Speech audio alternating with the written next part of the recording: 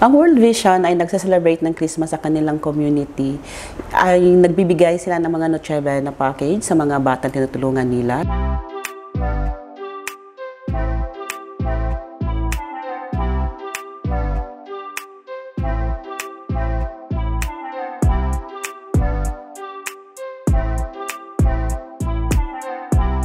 Ang World Vision ay nagse-celebrate ng Christmas sa kanilang community.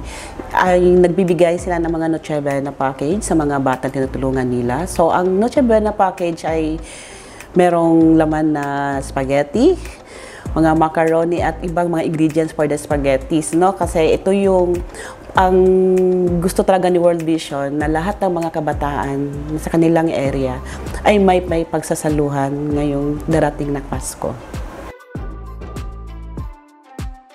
Nakita namin yung saya habang tinatanggap nila yung Noche Buena package at yung iba talaga ay excited na gusto nila lutuin kahit hindi pa Pasko yung pagkain. But nakita mo talaga kahit gaano kasimple yung regalo na ibigay sa kanila is parang sa kanila is malaki na talaga yung halaga sa kanila at lalo na sa mga bata.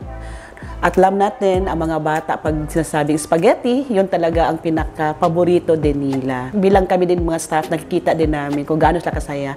At masaya na din kami habang nakikita namin sila na malugod na tanggap yung aming konting handog sa kanila para ngayong Pasko.